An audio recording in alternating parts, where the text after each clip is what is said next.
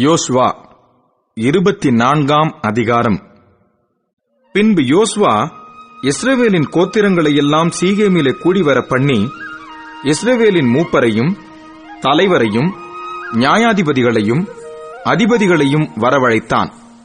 அவர்கள் தேவனுடைய சந்நிதியில் வந்து நின்றார்கள். அப்பொழுது யோசுவா சகல ஜனங்களையும் நோக்கி, இஸ்ரவேலின் தேவனாகிய கர்த்தர் சொல்லுகிறது என்னவென்றால், பூர்வத்திலே உங்கள் பிதாக்களாகிய ஆபிரகாமுக்கும் நாகோருக்கும் தகப்பனான தேராகு என்பவன் நதிக்கு அப்புறத்திலே குடியிருந்தபோது அவர்கள் வேறே தேவர்களை சேவித்தார்கள்.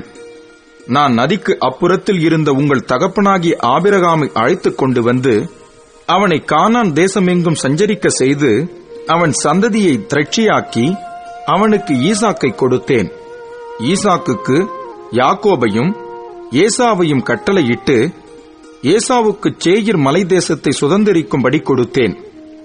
யாக்கோபும் அவன் பிள்ளைகளுமோ எகிப்துக்கு போனார்கள். நான் மோசேயையும் ஆரோனையும் அனுப்பி எகிப்தியரை வாதித்தேன். அப்படி அவர்கள் நடுவிலே நான் செய்த பின்பு உங்களை புறப்பட பண்ணினேன். நான் உங்கள் பிதாக்களை எகிப்தில் இருந்து புறப்பட பண்ணின போது சமுத்திர கரைக்கு வந்தீர்கள். எகிப்தியர் ரதங்களோடும் குதிரை வீரரோடும் உங்கள் பிதாக்களை சிவந்த சமுத்திரம் மட்டும் பின்தொடர்ந்தார்கள். அவர்கள் கர்த்தரை நோக்கி கூப்பிட்டார்கள்.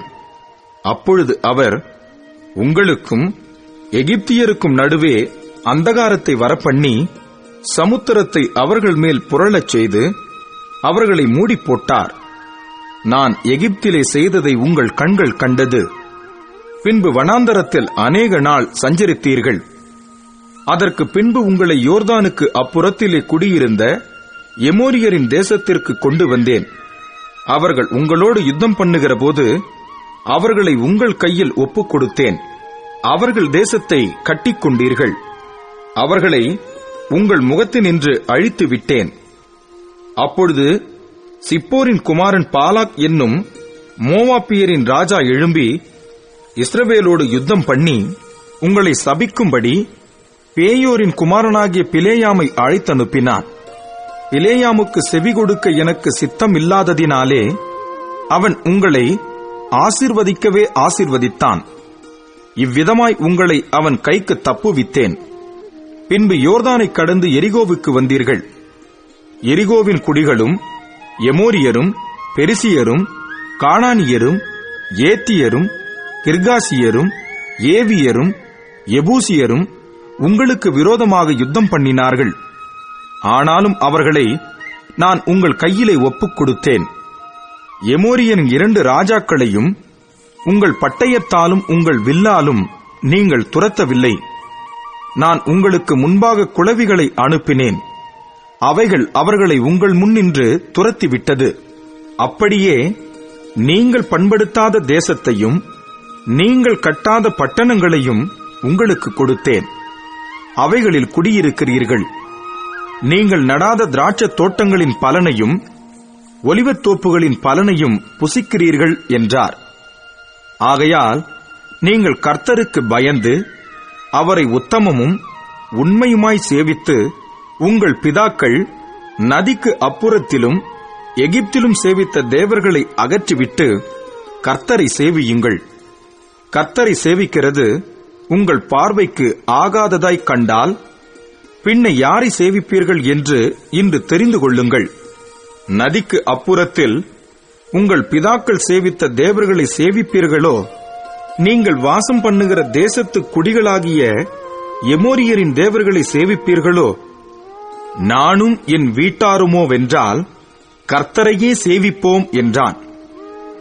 அப்பொழுது ஜனங்கள் பிரதியுத்தரமாக, வேறே தேவர்களை சேவிக்கும்படி கர்த்தரை விட்டு விலகுகிற காரியம் எங்களுக்கு தூரமாய் இருப்பதாக, நம்மையும் நம்முடைய பிதாக்களையும் அடிமைத்தன வீடாகிய எகிப்து தேசத்திலிருந்து புறப்பட பண்ணி நம்முடைய கண்களுக்கு முன்பாக பெரிய அடையாளங்களை செய்து நாம் நடந்த எல்லா வழியிலும் நாம் கடந்து வந்த எல்லா ஜனங்களுக்குள்ளும் நம்மை காப்பாற்றினவர் நம்முடைய தேவனாகிய கர்த்தர்தாமே.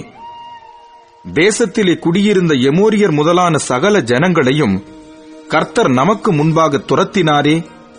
ஆகையால் நாங்களும் கர்த்தரை சேவிப்போம், அவரே நம்முடைய தேவன் என்றார்கள். யோசுவா ஜனங்களை நோக்கி, நீங்கள் கர்த்தரை சேவிக்க மாட்டீர்கள். அவர் பரிசுத்தமுள்ள தேவன், அவர் எரிச்சலுள்ள தேவன். உங்கள் மீறுதலையும் உங்கள் பாவங்களையும் மன்னியார். கர்த்தர் உங்களுக்கு நன்மை செய்திருக்க நீங்கள் கர்த்தரை விட்டு அந்நிய தேவர்களை சேவித்தால் அவர் திரும்பி உங்களுக்கு தீமை செய்து உங்களை நிர்மூலமாக்குவார் என்றான். ஜனங்கள் யோசுவாவை நோக்கி, அப்படியல்ல, நாங்கள் கர்த்தரையே சேவிப்போம் என்றார்கள். அப்பொழுது யோசுவா ஜனங்களை நோக்கி, கர்த்தரை சேவிக்கும்படி நீங்கள் அவரை தெரிந்து கொண்டதற்கு நீங்களே உங்களுக்கு சாட்சிகள் என்றான். அதற்கு அவர்கள், நாங்களே சாட்சிகள் என்றார்கள். அப்பொழுது அவன், அப்படியானால் இப்பொழுதும் உங்கள் நடுவே இருக்கிற அந்நிய தேவர்களை அகற்றிவிட்டு உங்கள் இருதயத்தை இஸ்ரவேலின் தேவனாகிய கர்த்தருக்கு நேராக திருப்புங்கள் என்றான். அப்பொழுது ஜனங்கள் யோசுவாவை நோக்கி, நம்முடைய தேவனாகிய கர்த்தரையே சேவித்து அவர் சத்தத்திற்கே கீழ்ப்படிவோம் என்றார்கள். அந்தப்படி யோசுவா அந்நாளில் சீகேமிலே ஜனங்களோட உடன்படிக்கை பண்ணி அவர்களுக்கு அதை பிரமாணமும் நியாயமுமாக ஏற்படுத்தினான். இந்த வார்த்தைகளை யோசுவா தேவனுடைய நியாயப்பிரமாண புஸ்தகத்தில் எழுதி ஒரு பெரிய கல்லை எடுத்து அதை அங்கே கர்த்தருடைய பரிசுத்த ஸ்தலத்தின் அருகில் இருந்த கர்வாலி மரத்தின் கீழ் நாட்டி எல்லா ஜனங்களையும் நோக்கி, இதோ இந்த கல் நமக்குள்ளே சாட்சியாய் இருக்க கடவது. கர்த்தர் நம்மோடே சொன்ன எல்லா வார்த்தைகளையும் இது கேட்டது. நீங்கள் உங்கள் தேவனுக்கு விரோதமாக பொய் சொல்லாதபடிக்கு இது உங்களுக்கு சாட்சியாய் இருக்க கடவது என்று சொல்லி யோசுவா ஜனங்களை அவரவர் சுதந்திரத்திற்கு அனுப்பிவிட்டான்.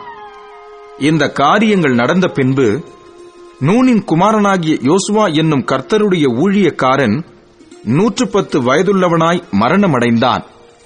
அவனை எப்பிராயிமின் மலை தேசத்தில் உள்ள காயாஸ் மலைக்கு வடக்கே இருக்கிற திம்னாத் சேரா என்னும் அவனுடைய சுதந்திரத்தின் எல்லைக்குள்ளே அடக்கம் பண்ணினார்கள். யோசுவா உயிரோடு இருந்த சகல நாட்களிலும் கர்த்தர் இஸ்ரவேலுக்குச் செய்த அவருடைய கிரியைகள் யாவையும் அறிந்து யோசுவாவுக்கு பின்பு வெகுநாள் உயிரோடு இருந்த மூப்பருடைய சகல நாட்களிலும் இஸ்ரவேலர் கர்த்தரை சேவித்தார்கள். இஸ்ரவேல் புத்திரர் எகிப்திலே இருந்து கொண்டு வந்த யோசேப்பின் எலும்புகளை அவர்கள் சீகேமிலே யாக்கோபு சீகேமின் தகப்பனாகிய எமோரியருடைய புத்திரரின் கையில் 100 வெள்ளிக்காசுக்கு கொண்ட நிலத்தின் பங்கிலே அடக்கம் பண்ணினார்கள். அந்த நிலம் யோசேப்பின் புத்திரருக்கு சுதந்திரமாயிற்று. ஆரோனின் குமாரனாகிய எலேயாசாரும் மரணமடைந்தான். அவன் குமாரனாகிய பினேகாசுக்கு எப்பிராயிமின் மலை தேசத்திலே கொடுக்கப்பட்ட மேட்டிலே அவனை அடக்கம் பண்ணினார்கள்.